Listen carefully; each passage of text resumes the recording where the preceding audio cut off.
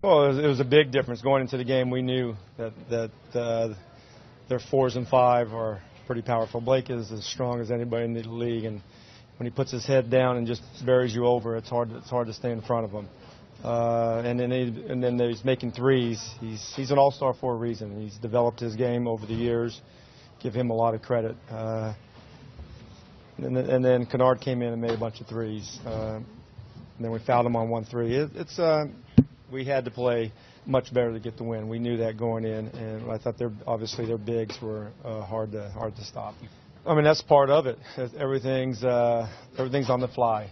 You know, all the games and 3 and 4 nights are back-to-back games, and there's not a lot of practice time. So that's no excuse. They played better than us tonight. There's some nights are going to be like that.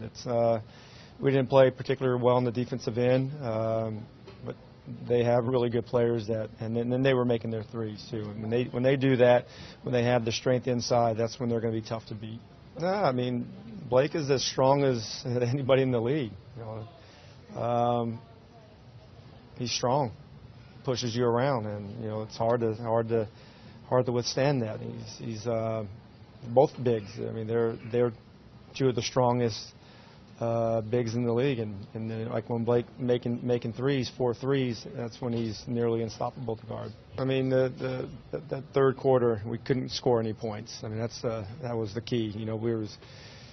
We kind of controlled the paint in that second quarter. That first quarter, I think it was 20 or something, 22 points in the paint, and in the second quarter we did a good job. I think 7 or 8. And that third quarter we couldn't score with them, and when you do that, we've had some problems in our third quarter, but. Like I said, they outplayed us tonight. Nothing to be ashamed of. We gave great effort. They made threes, and Blake played like the all-star that he is. Yeah, I mean, he's definitely the way we're using him as 5. But the way we play, 4s and 5s are basically the same. It's just you have to call somebody a 4 and you call somebody a 5. That's just part of it. Just like our 2s and 3s. And without having Thomas out there, we were playing basically guards and forwards. Yeah, I mean, maybe. It's definitely an option. Tonight we were thinking about it, but we decided to go